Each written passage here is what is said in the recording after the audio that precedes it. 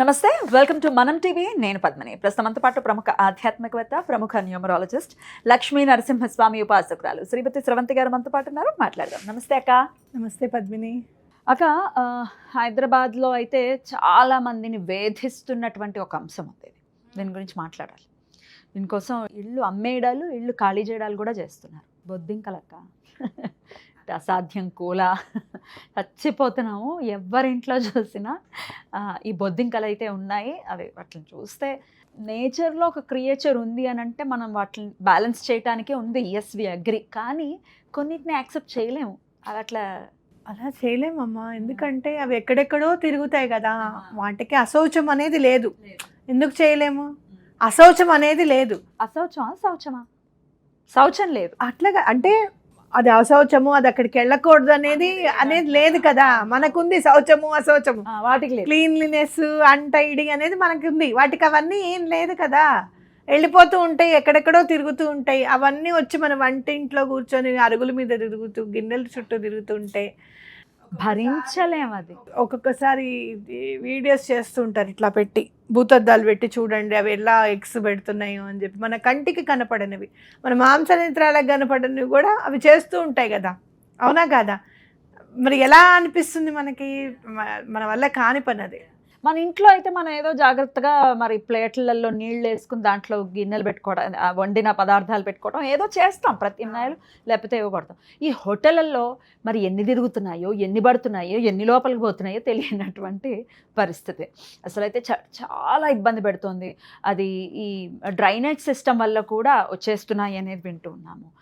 Wood work కూడా విపరీతంగా పెరిగిపోవడం వల్ల కూడా వస్తున్నాయి అని శాస్త్రం కూడా చెప్తుంది. బొద్దింక రావటం అనేది అసలు దేనికి హేతువు?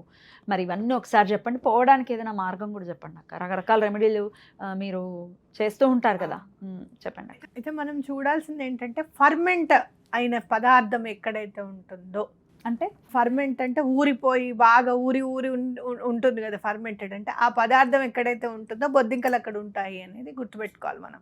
ఈ ఫర్మెంట్ అయింది ఏంటంటే ప్లైవుడ్. ప్లైవుడ్ చెత్తంతా దాన్ని ఫర్మెంట్ చేసి దాన్ని చెక్కలాగా తయారు చేయడమే కదా ప్లైవుడ్ అంటే.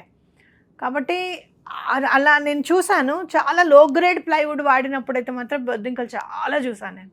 అందుకని గుర్తుపెట్టుకొని మన ఇంటికి కొంచెం చాలా కాస్ట్లీ ప్లైవుడ్ తీసుకొచ్చి వాడడం అనేది జరిగింది. అయినప్పటికీ చిన్నవి లేవు, కానీ పెద్దవి స్టార్ట్ అయ్యాయి మా ఇంట్లో. చిన్నవి అయితే లేవు, పెద్దవైతే మాత్రం కనిపిస్తాయి. అయితే వీటికి మనము దీన్ని ఎదుర్కోవాలి అని అంటే కనుక, ఇంట్లో ఉన్నవి ఏవైనా సరే చాలా సువాసన అనేది ఉంటే బొద్దింకలు అనేది ఉండదు. అంటే కొంచెం అగరబత్తీలు వెలిగించుకోవడము, కర్పూరము కొట్టేసేసి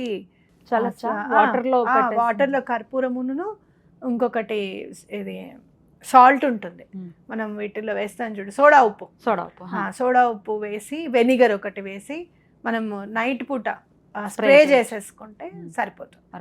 రావు సువాసన అనేది ఎక్కడైనా ఉంటే అక్కడ రాదు. కానీ ఆల్మోస్ట్ ఒక 3 monthsకి ఒకసారి డ్రైనేజ్ వాళ్ళని పిలిపించి 6 monthsకి ఒకసారి మందు కొడితే కూడా చాలా మాత్రం తగ్గుతాయి అని చెప్పచ్చు అనమాట. ఇంకా మనం వీటికి ఎట్లా ఇవి వస్తే ఏంటి అనడానికి మనం ఇప్పుడు రీజన్ తీసుకోలేం.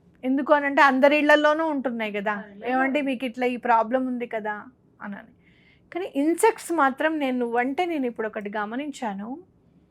ఒక సమ్ సార్ట్ ఆఫ్ బగ్స్ ఉంటాయిరా, ఈగల్లాగానే ఉంటాయి. కానీ ఈగనే కానీ అది చిన్న ఈగ, చాలా చిన్న ఈగ, చాలా నల్లగా కూడా ఉంటుంది. అది నేను మా అమ్మ పోయినప్పుడు మా ఇంట్లో చూశాను నేను. మా అమ్మ ఇంకొక 3 monthsలో పోతుంది అనగా మా ఇంట్లో నేను చూశాను. ఏం చేసినా పోలేదు. మా అమ్మగారు పోయిన తర్వాత పోయినాయి.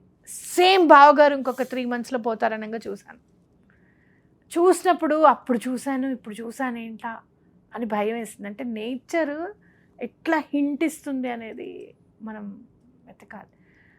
మళ్ళీ బావగారు పోయారు, ఆ ఈగలు మా ఇంట్లో లేవు. ఒకటే చోట చూశాను. అక్కడ నుంచి నేను స్ప్రే చేయడం అదంతా చేశాను, కానీ కనపడేవి అప్పుడప్పుడు.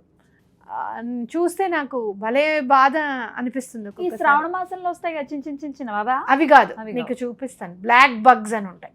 వద్దు, చూపించడం కూడా వద్దు, మన సబ్ కాన్షియస్ మైండ్లో అది రిజిస్టర్ అవుతాయి. ఎగురుతాయి. అవి ఎగరవు, ఏం జస్ట్ అట్లా ఉంటాయి అంతే.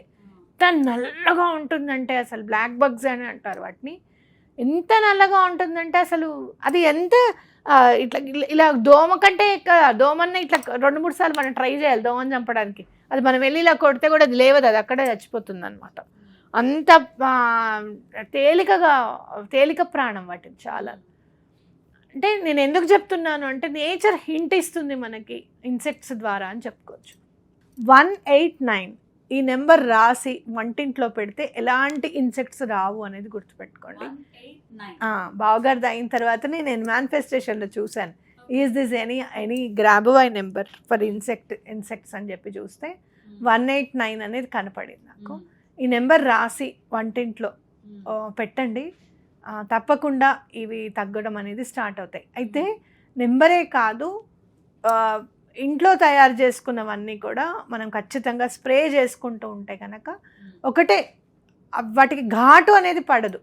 నేను ఏం చేశాను అంటే లవంగాలు కొంచెము, ఘాటు పదార్థాలు, మిరియాలు కొంచెము, సోడా ఉప్పు, ఘాటు పదార్థం అనేది పడదనమాట.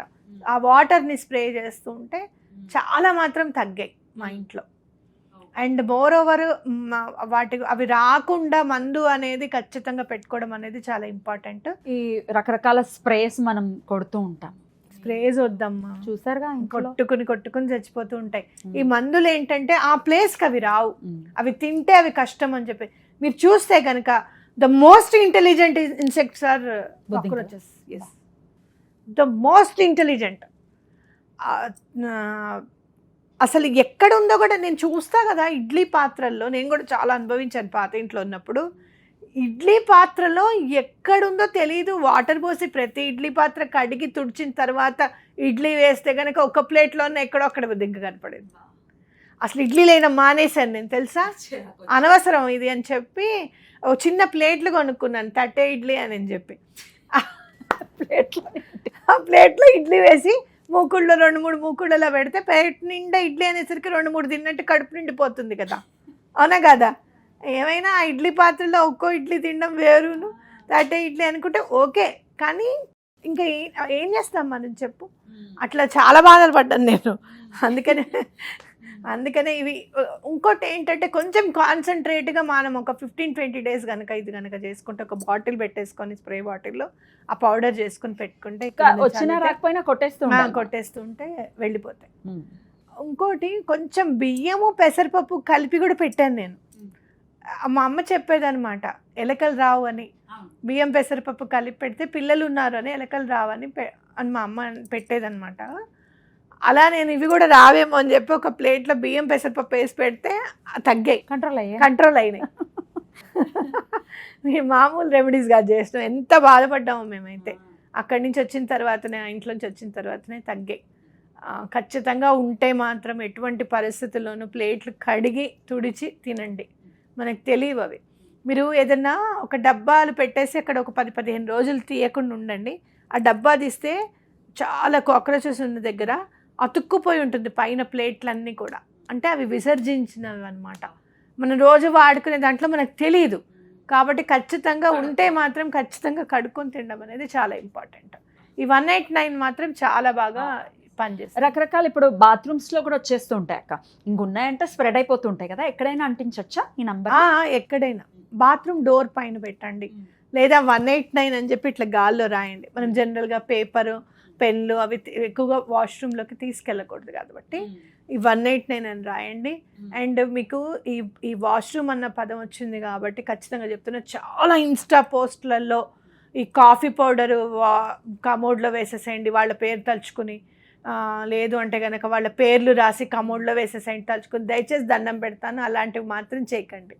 వాళ్ళకేమవుతుందో నాకైతే తెలియదు, కానీ అసలు ద మోస్ట్ దాన్ని ఏమంటారు, మనకి డబ్బు రావడానికి ఎవరయ్యా హెల్ప్ చేస్తారంటే కాఫీ పౌడర్ హెల్ప్ చేస్తుంది. బ్లాకేజెస్ ఎట్లా రిమూవ్ అవుతాయి తెలుసా? కాఫీ పౌడర్ చేతిలో వేసుకొని కొంచెం పంచదార వేసుకొని, మనకి కోవిడ్లో నేర్పించారు చూడండి చేతులు కడుక్కోవడానికి, అలా కడుక్కుంటే కనుక బ్లాకేజెస్ రిమూవ్ అవుతాయి. అలాంటి ఇంగ్రీడియంట్స్ని తీసుకొని బాత్రూంలోకి వెళ్ళి మాత్రం మీరు ఎటువంటి పరిస్థితుల్లోనూ అవి కమోడ్లో వేయకండి. నేను చాలా పోస్టులు చూస్తున్నాను, ఇట్లా చేయండి అట్లా చేయండి, వాళ్ళ పేరు తలుచుకొని ఇది వేసేసేయండి కమోడ్లో, వీళ్ళ పేరు తలుచుకొని ఇది, అలాంటివి మాత్రం ఎటువంటి పరిస్థితుల్లో చేయకండి. కాఫీ పౌడర్ చాలా కాస్ట్లీ, అసలు చేయకండి. అదే ఏమన్నా మార్పు తెచ్చుకోవాలి. బ్రూ దొరుకుతుంది కదరా, 10 రూపీస్ బ్రూ దొరుకుతుంది కదా, అది వేసే చంద 10 రూపాయలు 10 సార్లు వస్తే 100 రూపాయలు అయిపోయాయి. అదే అంటున్నా, అంటే తినే పదార్థం ఏది కూడా మీరు అసలు లోపలికి తీసుకువెళ్ళకూడదు అనేది గుర్తుపెట్టుకోవాలి. వేస్ట్ కూడా చేయకూడదు. మార్పు రావాల్సింది కమోడ్లో వేస్తే కాఫీ పౌడర్ తో కాదు, మార్పు రావాల్సింది ఇక్కడ. చాలా బ్యూటిఫుల్ గా ఎక్స్ప్లెయిన్ చేశారు. థ్యాంక్ యూ సో మచ్ అక్క. నమస్తే.